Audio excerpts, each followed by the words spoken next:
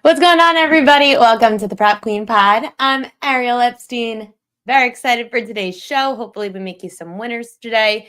Yesterday was pretty great, aside for Kumar Rocker, which we sort of seen coming. One of the most public plays of the day, and I was so dumb. I bet it anyway. Whatever. A lot of winners to talk about, though. Of course, I talk about the loser. Everyone will tell you that. I'm obsessed with just thinking of the glass half empty. I can't do that. Got to come into this with positive vibes. I have a great friend, Mid-Major Matt, who's going to join the show. He helps with the newsletter at thepropqueen.com a lot. You can see his picks every day all over social media. Matt's going to talk a bunch of strikeout props. Aside from me, he also, I do really strikeout props, fishy lines. Matt, he does a lot of pitchers props, not just K props. He'll do hits allowed, outs, etc. So he'll give you some of those today. Kevin Roth. I've never had him on the show. I've actually never even spoken to Kevin Roth over like a phone call or video. He's a sports meteorologist. We DM. I find him super fascinating with how he got into this. Having a love for weather, love for sports, combine the two. It's really helpful for Major League Baseball. We'll talk about some of the home run props that are the most bet on today in Major League Baseball. Kevin is really good at telling you ballpark indicators for extra base hits, maybe just less hits in general, less runs in general, more home runs. He's going to tell you about tonight's slate, and then you'll give him a follow so you can follow along. I've got a lot from yesterday. I always post this on the newsletter for the propqueen.com. It's all my wins and losses for the day. So this is from yesterday. Let's start with Miles Bridges. If you're not on this bandwagon, you are missing out. I've got people who text me every day, oh no, I think the book's catching on. The book hasn't really risen the numbers so much yet. The juice is definitely there. If you don't get on Miles Bridges without LaMelo Ball, of course, that's the rest of the season. Ball's out with wrist and ankle injuries. But if you have not gone on this, you've missed out on a lot of money. Bridges went over his 5.5 rebounds and 3.5 assists yesterday. He ends up with 10 rebounds, 8 assists. Whenever there is no LaMelo Ball, the rebounds and assists has gone up. Granted, it's around minus 140 now. So if you got over rebounds, over assists yesterday, it was in the minus 140 range, at least earlier in the day. I wake up in the morning and I bet it. It's probably not going to last much longer. Yesterday, I showed on the screen. Let me find it. I'm pretty sure Hornets. This is what I showed yesterday. So yesterday I showed Miles Bridges is averaging 9 rebounds and 4.6 assists in games without LaMelo Ball. Look at how low that rebound prop was for Bridges yesterday. It was 5.5. He went over that with 9. Come on. Or 10, excuse me. Come on. I know it was Utah. They're still going to play bad games. It's the NBA. And that's where it got a little messy yesterday. I'll talk about the one loser that annoyed me yesterday. Josh Giddey. Blowouts do matter in the NBA. You've got to look at these spreads. I got a little excited. I was excited about the Giddey revenge spot. I wasn't wrong to be. Telling you about Giddey's revenge spot because he ends up putting, I have the numbers, he put up 15. Giddey's points prop was 16.5 yesterday. 15 through, I'm pretty sure, 3 quarters. I was trying to search his name in the play-by-play, making sure I didn't miss it. Pretty sure Giddey didn't play in the 4th quarter of this stupid blowout. 145-117, Oklahoma City blows out the Bulls. Got to keep in mind. And usually I don't care. Like a team like the Celtics, I usually don't worry about it. But this time we have to. Oklahoma City is going for the record for win margin. It's so stupid. But I mean, I get it. They want to make history. Their win margin's insane. I think it's about 13 and the spread's now about 15.5. The Thunder want to hit some records. They're going to try to blow out opponents. Got to keep that in mind when facing them. Unfortunately, Giddey doesn't get there because of the stupid 4th quarter. Clippers Norman Powell, he goes over 18.5 points with 21. I showed this yesterday as well. This was in the newsletter. Powell, only 9-second legs of back-to-backs. Crushes it. prop was 18.5 yesterday. He's averaging 24 points a game on the second leg of a back-to-back. I was concerned Kawhi Leonard was in. Kawhi's missed, I'm pretty sure, all but one, now two second legs this season. Didn't matter. Powell still did great. Another player that did great, Ivica Zubac. He ends up going over his 15.5 points prop. Zubac ends up with 18 points. I was worried about Zubac because of Kawhi and Powell participating, so that also didn't matter. Just keep in mind, and I know there's probably not a lot left, but Clippers second legs of back-to-backs, Ivica Zubac, Norman Powell, those two are your go-tos for offensive player, like going over any kind of points. Not really Zubac for rebounds, but points for sure. The Clips won 96-87, by the way, over Orlando, who plays tonight. And there are some second leg of back-to-back edges in that game. We'll talk about it a little later. Some Major League Baseball to get to from yesterday. I'm not sure if you can even see this. I know it's low. The Nats righty, Michael Soroka, he goes under 3.5 strikeouts. That was against Toronto. Again, the Blue Jays, guys, no overs against this team. The Blue Jays are one of the lowest K rate teams in baseball. Soroka goes under 3.5. That number is so damn low. And he still hits it with 3.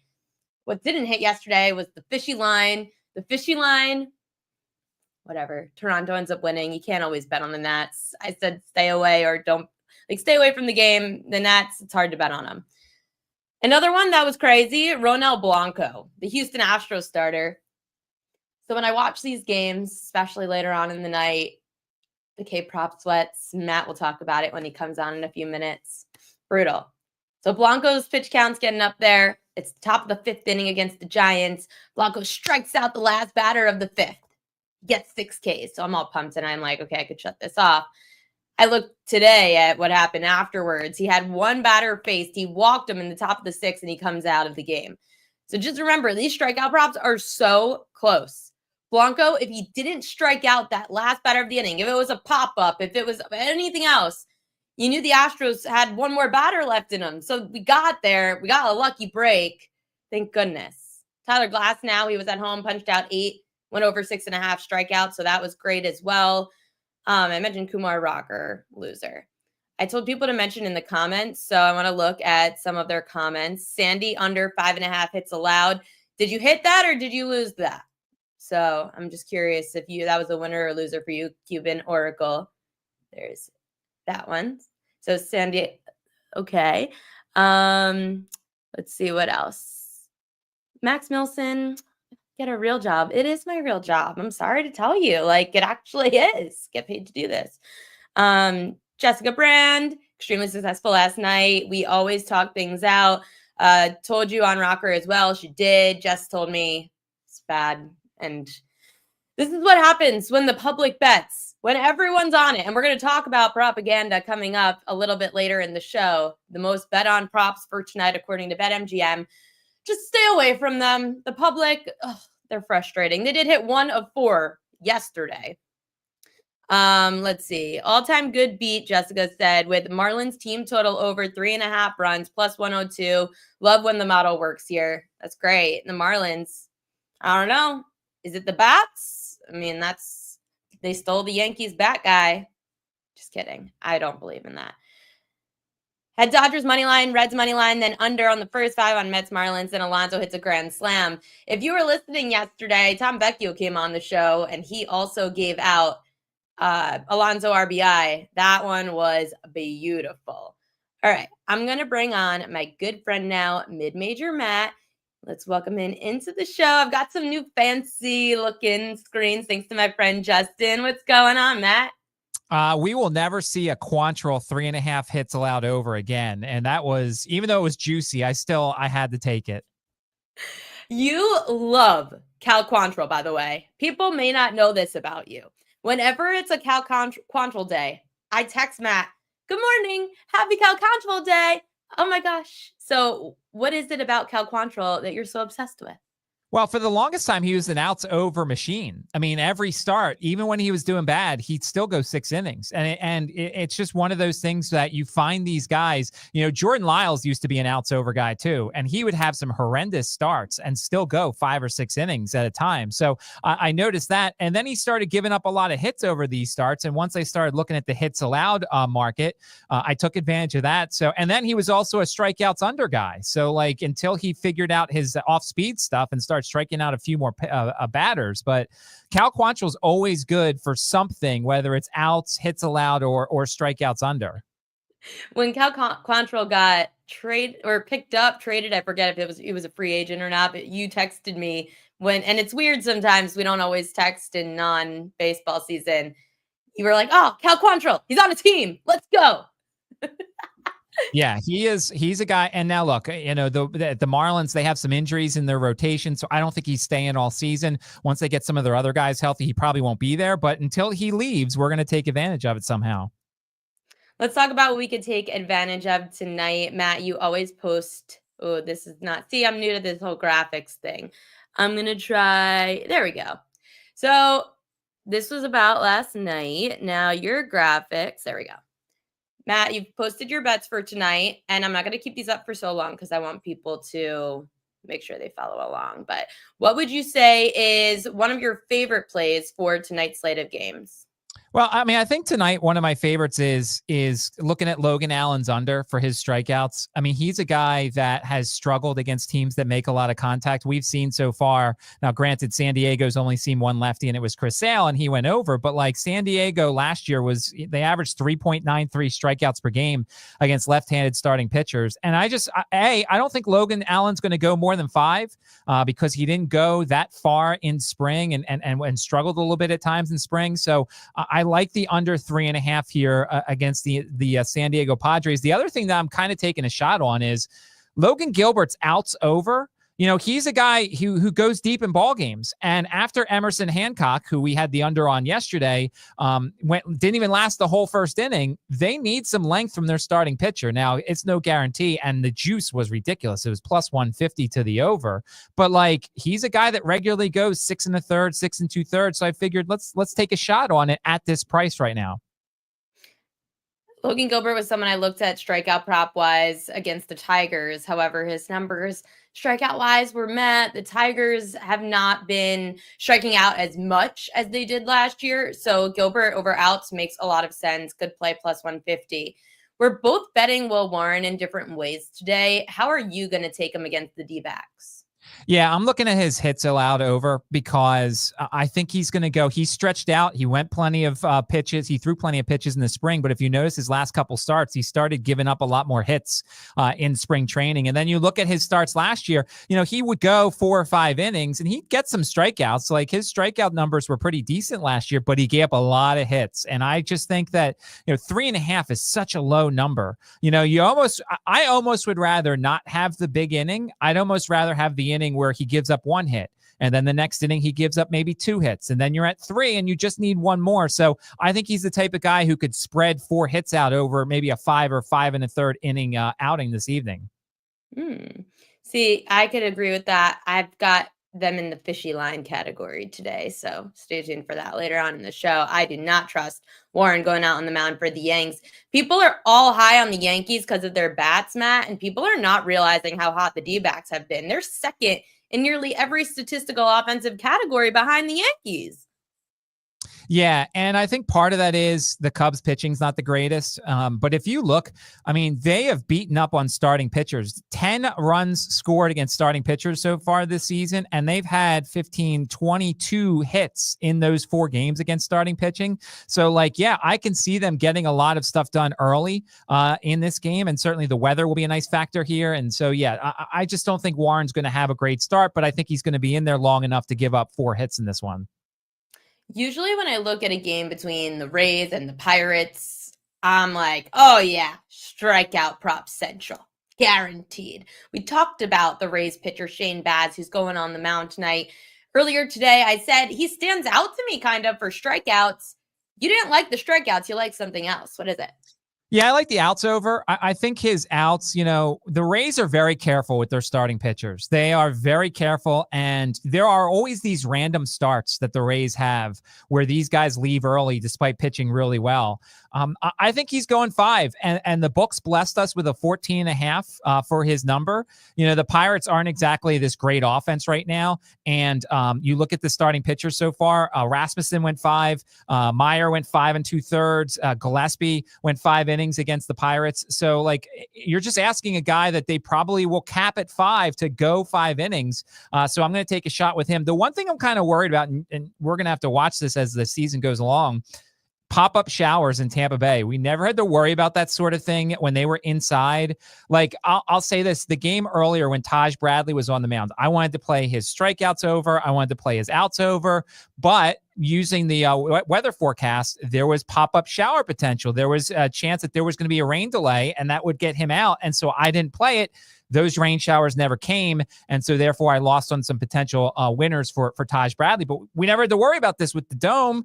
Granted, it was an ugly stadium, but we never had to worry about any of this sort of stuff. Now we kind of do in Florida.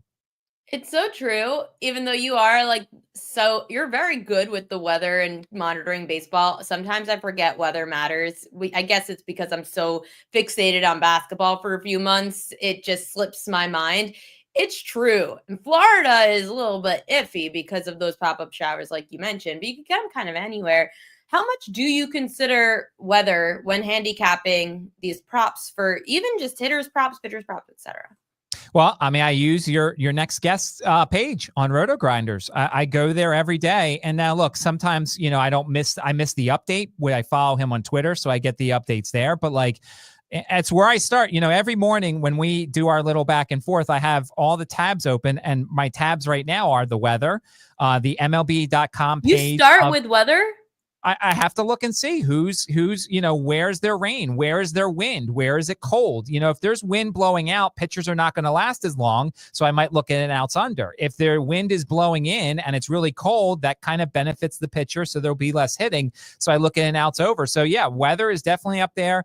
Until we kind of get past all these first starts for starting pitchers, I have the MLB.com page up so I can look at the spring training numbers, because I do kind of take that a little bit into account. Then I have their ESPN.com page up to see the batter versus pitcher who has good numbers against them. Every morning at 10 a.m. I post the notable hitters versus pitcher matchup, so that way you can kind of take advantage of that for props and DFS. And then I have, FanDuel and DraftKings, which are the two books that I kind of use because they're slightly different with each other when it comes to K-prop. So weather's definitely a part of my handicap here, whether it is cold or wind. That depends on, the outs props that I really like taking as well. You haven't shown me some. So, okay, backtrack. Usually in the season, you'll send me your picks, and I'll be like, oh, a first 3? Ooh, that's rough. For a first 5, you always bet. And I like first 5s, first 3s sometimes. I haven't really seen you bet those yet, have you? Yeah, I'm still trying to get used to the numbers now. First 3, we see certain pitchers, they struggle the first time through the lineup. We see certain pitchers struggle the second time through the lineup. I don't like looking at last year's numbers because there could always be improvement. So I'm kind of waiting to get more data, see who's more. There's certain teams who are really good, the first 5 innings in terms of their offense. So those numbers will come. I just haven't had a chance yet to get enough data to take a look at that sort of thing. But yeah, I mean, look, baseball is a great sport for betting. There's a lot of people who complain about sides and totals in terms of like bullpens and things like that. Well, you can just go and bet almost anything else. You could bet outs, you could bet walks, earn runs, like all these little markets. And all you have to do is just focus on one little market and you could become an expert there. And then you can add another one and add another one. I always wonder, because there's times when I'm like, oh, I should have played this instead of this. That's the blessing and the curse of knowing 6 or 7 different markets, when somebody who focuses on one could just get a winner that I didn't get. Yeah, I mean, I only really focus on strikeout props. You're good with the outs props a lot and hits. We don't really cater to the walks props, though. And I've seen some people do it. It's not really that big. And Matt, it's so weird because you would think, I guess, with strikeout props, that walks props could be something you'd handicap. I don't really care for a walks prop. Do you? So there was a stretch last year and 2 years ago when George Kirby walked nobody, and George Kirby for Seattle would go 6 or 7 innings but walk nobody, and the books for the longest time would have 1.5 to the under, and then eventually it became a half. And so like during that stretch where I noticed that sort of thing, I took advantage of it. But then when the books made a half and he started walking one guy, then I got kind of frustrated and got away from that. I just want to make sure everybody still can see Matt's plays for today. So he's going with Bads over outs, Warren over hits, Mize over 4.5 Ks, Gilbert over 18.5 outs, and Allen under 3.5 Ks. Matt, for people that say, oh my gosh, it's so many overs, what do you want to say to them? Well, it's just different markets and it's different things that you need. And yeah, there's a usually, it's funny. I was talking about this last night with our friend Greg Peterson. I was on his podcast and talking about the show and talking about the day today. And usually these first starts, we see a lot less innings and a lot less pitches from these starters. And I don't know if you've noticed as well, like we're seeing a lot more guys go 6 innings and we're seeing a lot more people that are going. So like what we used to do in terms of taking a lot of unders early on, now that's no longer the trend. And now we're also getting towards some second starts like Gilbert. This is his second start. Mize, look, I already said that and you could see it in the tweet. I think I went a little too happy with his unit size because I saw Seattle. Mize has struggled a little bit on the road. It's actually now after we talked about my least confident play of the 5 of them is Mize, but still 4.5 with a guy who had more velocity in spring, has found some new pitches, some working on some things. I'll take a shot with a team that strikes out a ton overall, but Mize went from my most confident play to actually my least confident play because of our little chat this morning. Oh, see, I always hate when I do that because that means it's probably going to hit now. Whenever I discuss things with Matt and I get a little discouraged by it, it ends up hitting. But hey, what do I know? With the outs props too, I think it's interesting you mentioned that point about pitchers going longer than they usually have to start a year. Matt, you always look at these spring training numbers when handicapping the first, the second game of the season. There have been a lot of players, like you mentioned, going further. Have you been surprised by any pitchers in particular that have gone further than usual early on? So it's so funny because I think I actually saw, and I looked at so many pitchers, I don't remember. There was actually a guy who threw over 100 pitches in a spring start, which I'm like, that's never happened. I've never seen that happen before. I think it's usually a lot of the usual suspects. I was surprised that Alcantara went as far as he did. 4 2/3 is not bad. Like if you just looked at his pitching line and saw 4 2/3, you're like, oh, that's not bad. But he threw over 90 pitches. And like, he's a guy coming off of serious injury. And so like, you figure he's the type of guy you want to go like 65, 80, 90. They just jumped right to 90. Like I thought they were going to put him on the Jacob deGrom plan of basically easing him into things. They didn't. And so I'll be interested to see how he looks today after throwing so many pitches in a high intensity game. Like spring training pitches are different because it's low intensity. Nobody really cares. They're just trying to get out there and get work. But like that first start he makes on opening day against Paul Skeens, all the energy, like I'll be interested to see how he looks in start 2 against the Mets this evening because of the fact that it had been so long since he had been on the mound as a regular. We need to talk about the pitcher that annoyed me the most last night, Kumar Rocker. I mean, that one just was, Matt, we saw the public was on Rocker. There were a bunch of people on Rocker yesterday. His over 4.5 strikeouts does not hit. He ends up with 3. Rocker got rocked. How surprised are you? Yeah, he had an interesting spring because he had a couple awful starts and they were working on his mechanics and they were changing everything. And so like if those were his last 2 starts, I would have never taken it. But the next 2 starts afterwards, he was better and he had a lot of strikeouts in those 2 games. So I kind of blame his spring statistics. But like, look, we know the Reds can explode at home. They're always a tough team that like when they're hitting, pitchers are not going to last very long because Cincinnati is such a hitter's park. But then there's stretches where like that offense is really young and nobody's really doing anything. So I think you just kind of have to watch how hot and cold the Reds offense is, especially at home. But yeah, he's got great stuff. The only positive here is his next start, we might get a 3.5 maybe. And then you potentially could see an over here. So like that's the bad. Do we know who they play? Did you say who they play next? So I'm going to guess, and I'm looking at our spreadsheet here because it's so tremendous. It looks like his next start might be either versus the Rays in Texas or in Chicago, which means we certainly have to pay attention to the wind because that will always be a factor when you're handicapping Chicago games in Wrigley Field. The Cubs annoy the hell out of me. Like I can't figure them out with strikeouts. Now, if it's the Rays, that one is intriguing for facing a righty, especially if Rocker is in Texas. Yeah, the Cubs have been a massive under team so far. They've had 7 games and 6 unders. All 6 have come against right-handed starting pitchers. Eduardo Rodriguez went over. He had 5 when the number was 4.5. They were. You know what's funny about them? If you look at just their that they were a high K rate team last year and now they're just not striking out this year. It's not that funny. But see, here's the thing. Last year, they had these stretches where they were under machines. And then there were other stretches where they were over machines. And so, like, they were one of those teams that didn't necessarily always play their numbers. Like, I think that the K-props, you have to play teams on under stretches. If there's a team that's gone under like 6 or 7 times, like it's contagious to have contact game after game after game. And the other way, like I'm going to ride the Red Sox overs as long as we get, numbers. I don't think we're going to get many 4.5s again against the Red Sox, considering Devers is a walking strikeout and Trevor Story always is striking out. But like, especially you might against lefties. Exactly, especially against lefties. So, like, I think that you're going to have to ride this thing as long as we can, because if we continue to get reasonable numbers, Zach Eflin tomorrow will be an interesting number to see. He's not necessarily a strikeout pitcher, but the Red Sox will strike out against anybody. If we get a 3.5 or a 4.5, it might be an auto play on the over until Boston starts making some contact. Speaking of the Red Sox, a former Red Sox, Chris Sale, you didn't want to take his under tonight? So if you look last year, he took advantage of the low contact, the high contact teams. Like he had some good numbers in those games. And so, yeah, I know that we always like to fade these guys against, the Dodgers versus lefties against the Dodgers. It's a trend. Bet the under, unless your name's probably Chris Sale. Right, exactly. And plus the juice was insane this morning. I think it was like minus 180 to the over 5.5. And it was like minus because it was 6. Yeah, to under 6.5 was extremely juiced. Right. And so, like, as we've talked about when we did last week, when we did our first appearance, like there's a certain number I'm not crossing when it comes to K-props, especially with a guy like Chris Sale. I know the trend goes for the Dodgers for lefties.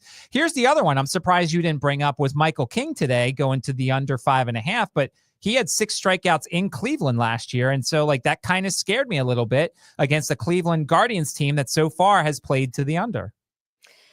He scared me because, when you lose on a pitcher that you bet on the first time, it means that I'm just going to probably keep losing on him. So I'm going to let Michael King have a good day today. So, yeah. So, yeah, I'm along the same lines as you. If I lose with a team, I'm not playing the same thing the next day. Like when I played the over on the Phillies, and I lost with, I forget who it was, but whoever it was, it lost. The next day, there was an even better matchup. And I'm like, nope, I don't play it because I only play one team one time in a row. I don't like doing the same thing twice in a row, even if it, probably will hit the second time. No, it's true. Anytime that you see a pitcher, let's say they're facing back-to-back teams, it's like a back-to-back in the NBA. The same thing never really happens twice. And I'm not talking that a pitcher faces a lineup in April and then faces them again in September. I'm talking they face each other back-to-back starts. They face each other twice in the same month. Matt, we never see the same, very rarely do you see the same result twice. If it didn't hit the first game, bet it the second game. But if you don't like it, just stay away. Right. And the only thing that would change things is maybe Coors, like, Coors Field, or, maybe like these little tiny situations. But we both know, like, we don't even ask each other about games where the same team faces the same pitcher twice in a row because we both know the answer. Like, it's not going to happen. Much like doubleheaders, we don't handicap doubleheaders. And the people who put second game doubleheader K props out there are insane because I don't know how you can do that without knowing what happens in game one. Mid-Major Matt, he's going to be joining us all the time here on the show because he is my go-to props guy, especially for strikeout props. The strikeout prop spreadsheet is now a baseball prop spreadsheet. You can check it out on the newsletter, and always follow Mid-Major Matt on his social media. He's all over X. Matt, thank you so much for coming on, and I'll speak to you tomorrow morning. Well, actually, probably later tonight. Sounds good. Good luck tonight. You too, Matt. All right, coming up now, we're going to be joined by, okay, I'm telling you, this whole graphics thing is very new to me, so trying to figure this whole thing out. I have been following this man for a while. I've been wanting to talk to him for a while. I have no clue what he sounds like.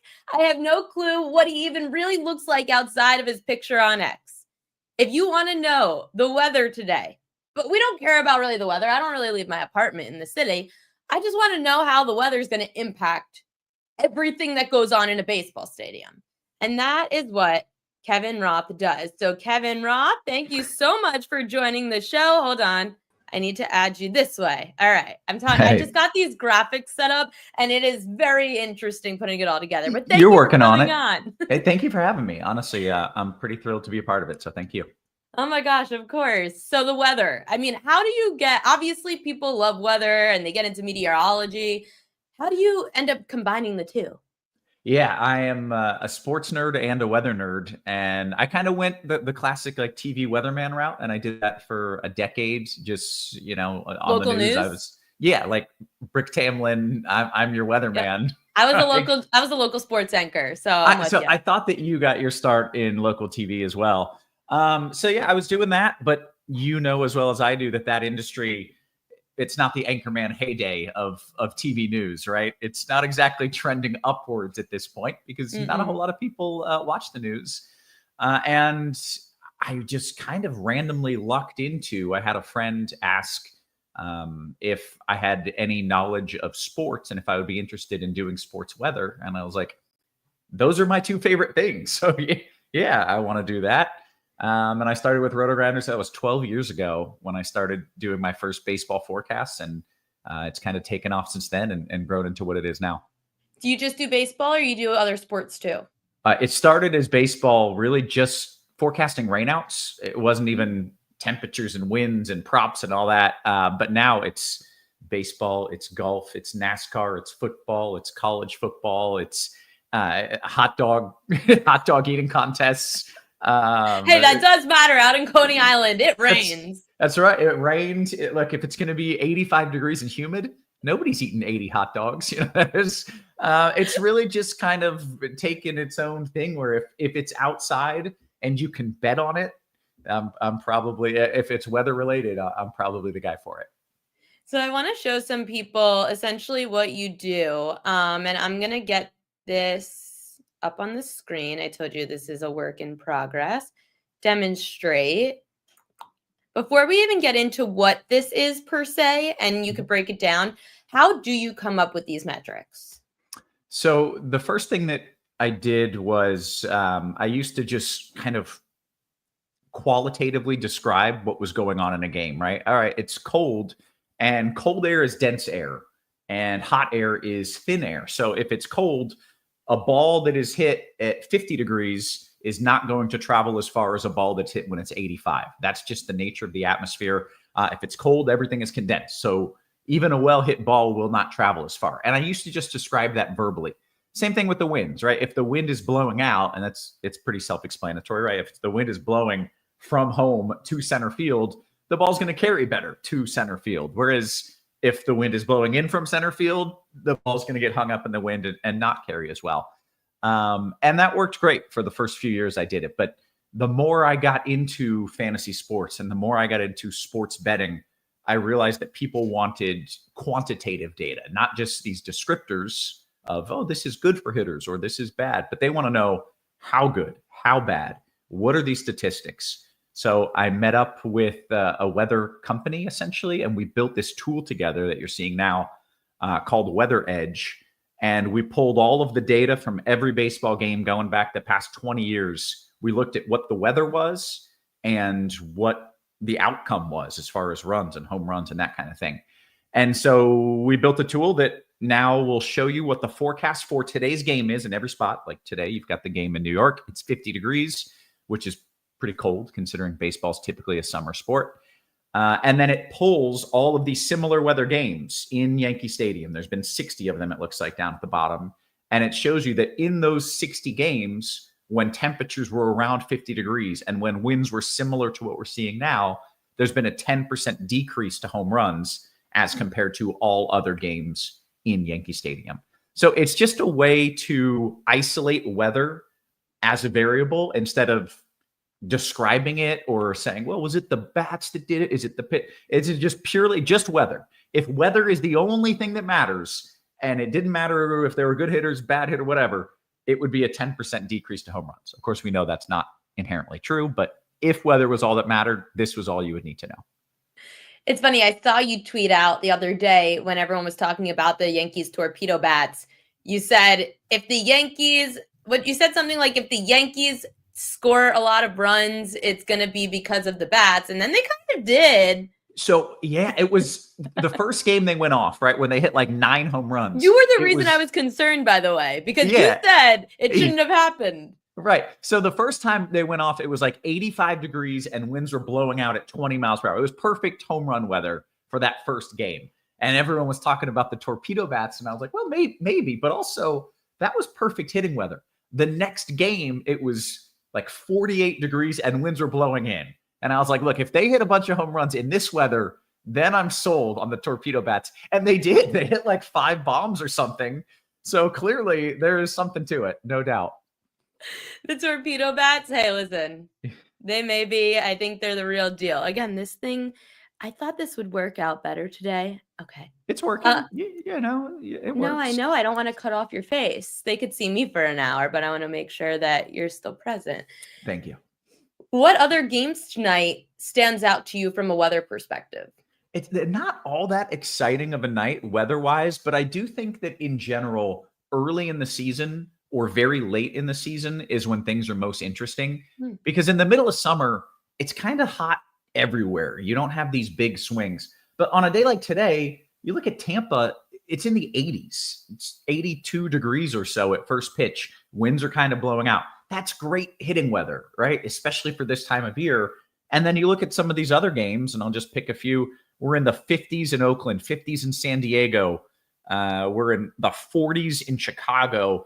So you have this huge split between some games that are warm and great hitting environments, but then also when it's still like kind of winter vibes in some places like Chicago, 40s and windy, you have some very good pitching environments. So in particular tonight, I love the weather in Chicago for pitchers.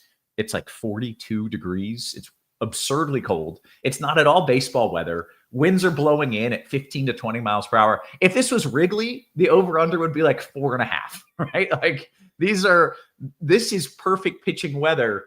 This particular ballpark, not as susceptible to weather as Wrigley, but it's still, I think, a great spot for the under and a great spot for any sort of unders that you're looking to bet.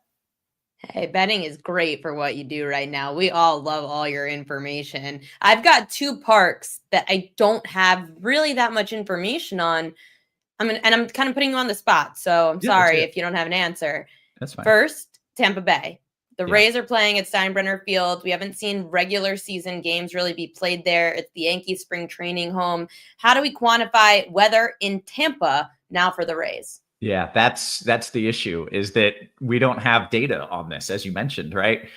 In general, this should be a boost to hitting compared to where they were in the Trop, because we're outside now in Tampa where it's typically warm, it's typically humid, and the overall wind flow is going to be blowing out on a lot of nights. So I can say I would expect more runs than what we've seen in years past in the Trop, but we don't have the data on it. So until we get a season's worth of data or more, we don't really know statistically what the impact is. And I assume you're going to ask about Oakland next, moving to Sacramento. And it's sharp. Yeah. That one, I think we do have a better idea because we're at least going from an outdoor park in a similar location to an outdoor park not too far away, right? I don't think we're going to see huge swings there. It's still cold, generally speaking, in that area. But Sacramento can also have some some volatility where some days it can actually get really hot and the bats can go off. Whereas, if you're just indoors, you're playing the same thing each and every time. So I think it'll be interesting to see is the long answer, but I don't know yet. Yeah, it's really hard to quantify things that we haven't really had data for, which is Yeah. why I've barely been looking at a lot of those games. When it comes to Tampa, going back to the Rays, my friend Mid-Major Matt came on before. He's a big fan of yours. I mean, Oh, he's like, thanks, yeah, Matt. he says he wakes up in the morning and reads whatever you post. Yeah, I was a big fan of his. I was watching pre-show and I was like, oh, that guy's sharp. I like him. So now I know he's extra sharp if he's reading my stuff. He talks about the weather every morning to me. Okay. In fact, he's my reminder that weather matters in baseball. I know it does. It's just not my first thought in the morning because I'm usually thinking about how I'm probably not going to see the outdoors today. Besides the point, he mentioned earlier the Rays and the spotty showers too during the games, how that could have potentially an impact. Yeah, I think this year, and we haven't seen it yet, but I think this year we're going to see a lot of rain issues in Tampa, right? There's a reason all of the stadiums in Florida, like Miami and in Tampa, are indoors. And it's because every afternoon in Florida, you get thunderstorms afternoon into the early evening. And that will eventually cause some big issues in Florida. I think one thing that I've seen that people are really interested in is trying to time out rain delays. Because if you want to last minute put some unders on pitching numbers, right, especially live betting, how many strikeouts is this pitcher going to get? And it's in the third inning. And let's say the number is 5.5 because they're expecting him to go 6-7 innings. But if there is a lengthy rain delay coming in the third inning and I can get that information out to people, that pitcher's not going back out. He'll get 50 pitches and he's done. He's not coming back out after that. So that's something that I've really been working on, is trying to really nail those in-game rain delays and help live game bettors hit some of those unders on pitching props. It's a huge market that just continues to grow. I was with the DraftKings CPO last month. He said that's the market they're working on, is the live betting for props. And they call it something, but I forget like what the exact terminology of it is, but it's really the up and coming thing. My last question for you, Kevin, is what would you say, baseball stadium wise, is your favorite stadium when it comes to weather? Wow, that's a really good. I've never been asked that, and it's a really good question. Wrigley would be kind of the easy one because it is the most weather dependent one, right? If winds are blowing in, nobody's scoring runs. If winds are blowing out, you're going to get a bunch of home runs. So Wrigley is definitely top tier. But I'm also kind of partial to the Kansas City Stadium as well as the St. Louis one, because both of those, this is maybe more of an in-depth explanation than you wanted. Both of them are oriented so that if winds are out of the south, the winds are blowing out. But also in those parks, if winds are out of the south, it's typically really hot and humid.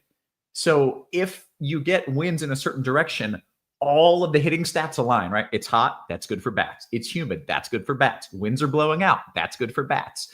So there's no conflicting like, well, winds are blowing out, but it's kind of cold. There's no wishy-washy. If the winds are in the right direction in those two spots, it's on. So those are up there as well for me. It just simplifies things. I love it.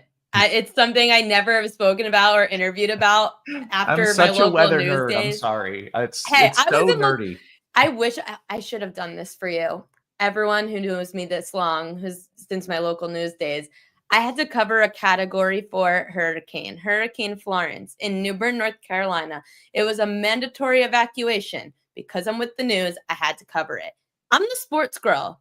I was 23 years old. Yeah. I had no clue what I was doing. I had to take a car and go 100 miles an hour to get over a curb out of a parking lot. Cat 4 is scary. Yeah, you're never ready for that. There's nothing can prepare you for go cover a Cat 4 hurricane. That's, even as a meteorologist, that's a terrifying assignment. For a sports person, that's rough. I'm glad you made it. Honestly, I really thought I was going to die. And I think that's why I ended up leaving the station and deciding to work remotely. But Kevin Roth, thank you so much for joining us here on the Prop Queen Pod. Where can people find you? Probably Twitter or X is the best spot. Just at Kevin Roth WX, which, by the way, WX is slang for weather. Or you can check out my forecast every day on rotogrinders.com. I post it every morning, update it every afternoon. 7 days a week, all during baseball season. Definitely check it out, guys. It is so, like, I want to say idiot proof. I read it and understand it, and I almost fail science. So everyone, can I give you a quick shout out before I bounce? Yeah, absolutely. Yeah, I wanted to thank you because in this industry, there's a lot of gatekeeping with like sources and contacts and things. And I've been trying to, get my foot in the door with certain networks. And I reached out to you, and you were just so gracious and forthcoming with like, oh yeah, here we go. Reach out to this person. And that's super rare in this industry. So I just wanted to say thank you. And I wanted to let everybody know you're good people. Oh, thank you. Yeah, listen, the one thing I learned in this business is when you put good things out there, it comes back to you. People have helped me so much in the sports space. I find it so hard to believe that others don't want to help others. And you're great. You came on the show. We never have spoken in real life before. So I appreciate you. Hey, thank you. And maybe we'll do it again sometime. If you ever have any weather questions, you know who to ask. Absolutely. Kevin Roth. Make sure to follow him at Kevin Roth WX, which, yes, stands for weather. Have a good night. See ya. Okay.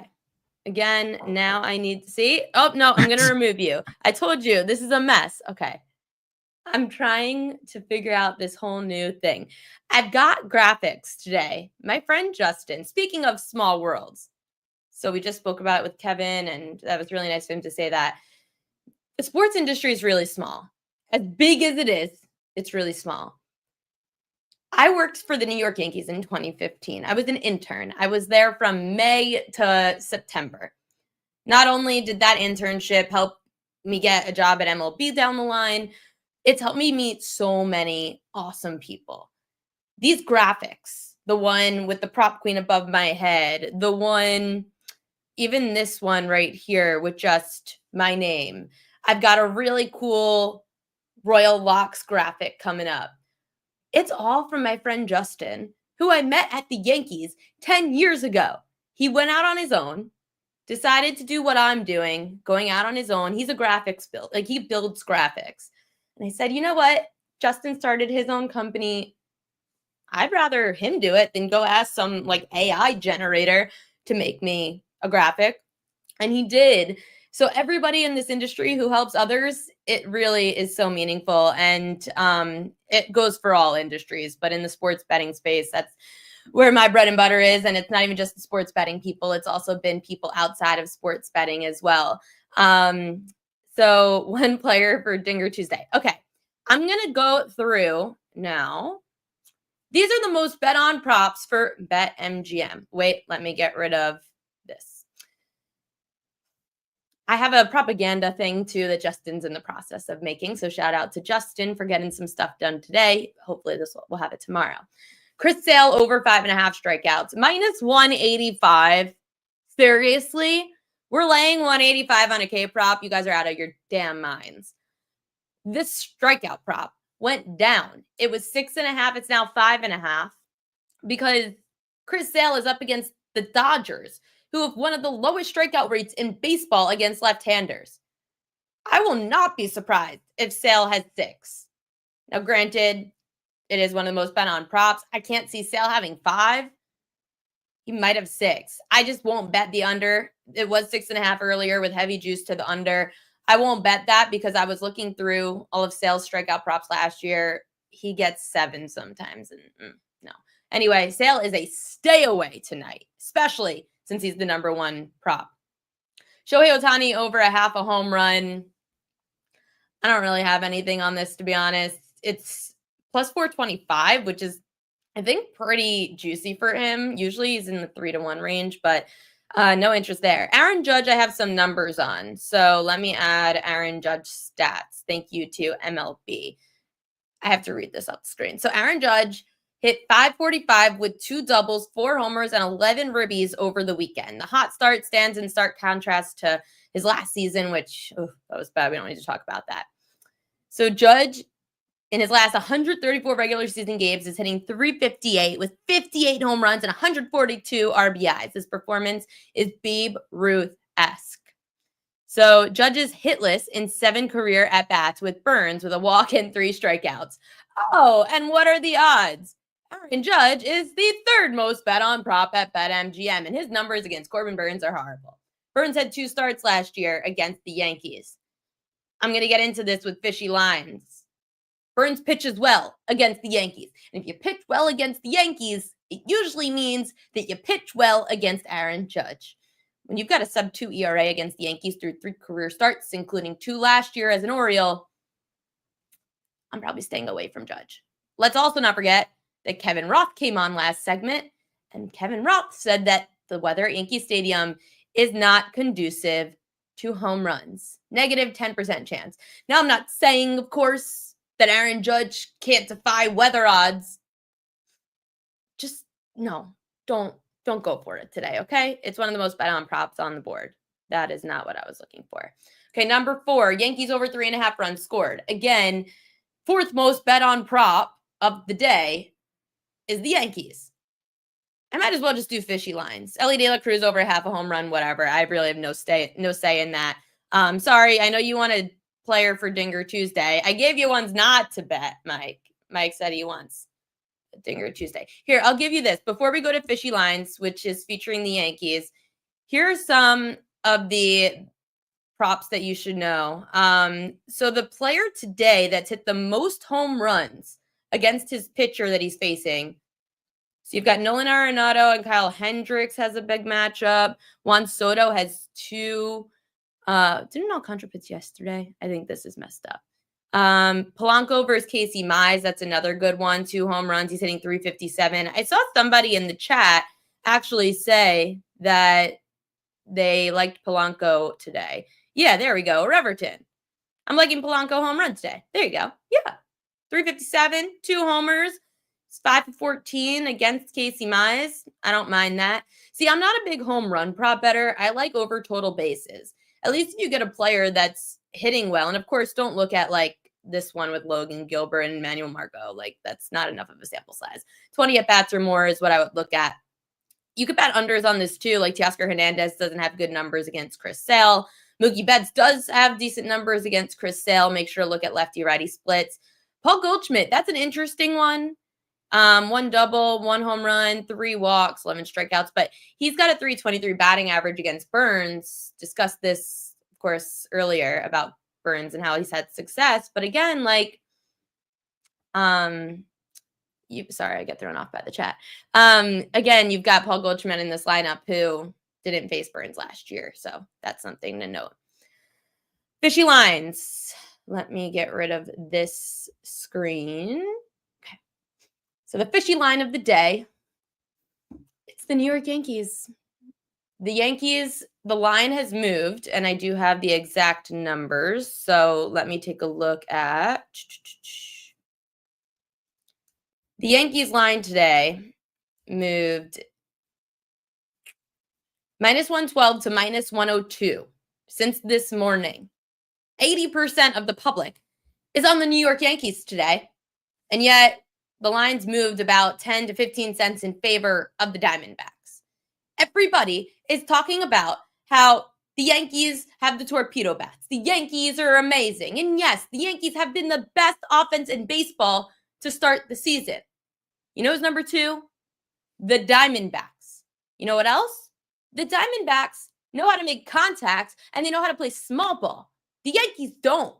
And if we've got this negative 10% chance of home runs today, guess who doesn't like that? The Yankees. Also, the pitching matchup. You've got an ace, Corbin Burnes, on the mound. I don't care if you talk Burnes or Gallen. They're both aces. Burnes has a 1.42 ERA against the Yankees in 3 career starts, including 2 of last year. The Orioles lost both those games, but that was not Burnes' fault. Warren, he allowed 26 runs in 22 innings last year. Come on. Why are we so high on the Yankees? Because of the bats? Stupid. No. So the Diamondbacks are the fishy line of the day. You can go bet the D-backs on the money line. I am. Hedge my happiness. Why not? All right. So here is our last segment. It is the best bets of the day. Probably should have included the fishy line in that. Thank you to Justin, though, by the way. It's time for Royal Locks.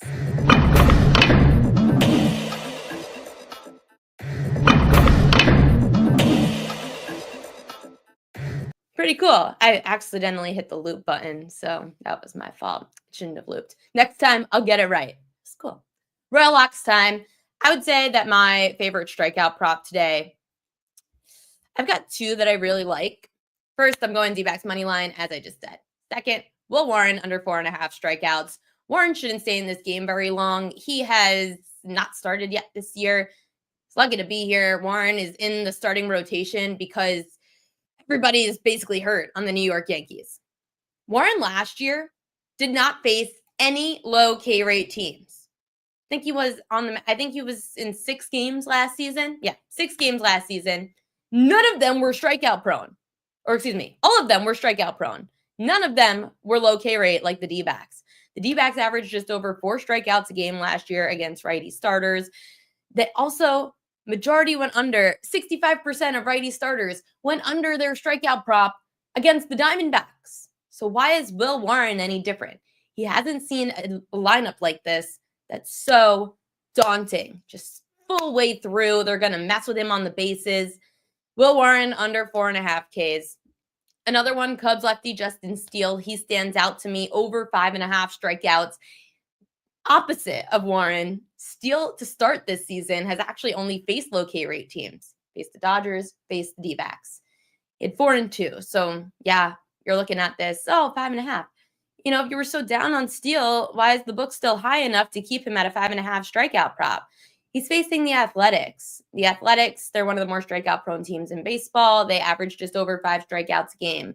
Last year, Steele averaged just over 6 strikeouts a game when facing these high K rate teams. The Athletics also haven't faced a lefty yet. Steele's a lefty, and the Athletics are one of the more higher K rate teams against the Southpaw. So without seeing a lefty this year, hey, I'll take a shot at over 5.5 strikeouts for Justin Steele. So those would be my favorite plays of the day. Those are the Royal Locks. I'll also throw this back up in case people didn't get to see some of these matchups for today. If you want to bet hitters props, they're not really my thing, but go for it if you would like. Also, seeing what else we've got on the board. Nope, I think that's, NBA I didn't mention. Okay, I should mention some NBA. The NBA tonight, Bucks without Dame Lillard. I don't have enough time to get this graphic up, so I'll just mention it. I'm putting it in the newsletter, by the way, so you can subscribe at thepropqueen.com. Bucks without Dame. You've got Giannis, who's averaging just over 28 points a game. His prop's at 30.5. Kyle Kuzma is the name I'm looking at. Kuzma is averaging just under 19 points a game in games without Dame Lillard. His prop is only 16.5. They just played the Bucks and the Suns just played last week on March 24th, I think it was.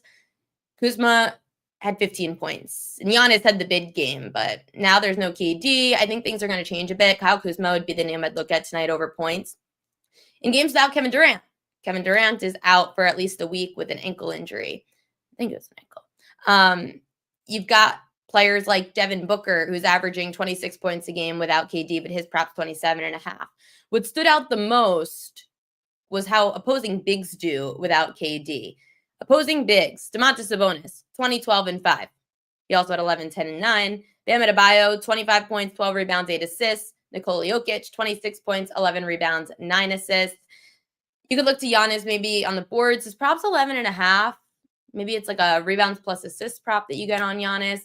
But yeah, opposing bigs have had some decent games. Definitely a double-double, but that's obviously going to happen for Giannis. So I would say my favorite of the game would be Kyle Kuzma over his points. It's always really tough to figure out in this Magic game today. They're playing the Spurs. They're on the second leg of a back-to-back. They also have some numbers. Banchero, he is averaging 26 points a game on the second leg of a back-to-back with 7.5 rebounds. Wagner, 20 points a game on the second leg of a back-to-back. I like him a little bit more today. Franz Wagner on the second leg tends to, especially against bad defenses, he tends to go over his props, and that's what they've got tonight. The Spurs, one of the worst defenses in the NBA. Banchero in those spots averaging 25 points a game against bad defense. Wagner is averaging 25 points a game in those spots. Banchero had the bigger game yesterday, so Franz Wagner today, I would go over his points. That's it for us here. Well, me here on the Prop Queen Pod. Thanks so much for joining. I'll see you again tomorrow, 5 to 6 p.m. Eastern time. Good luck with your bets tonight.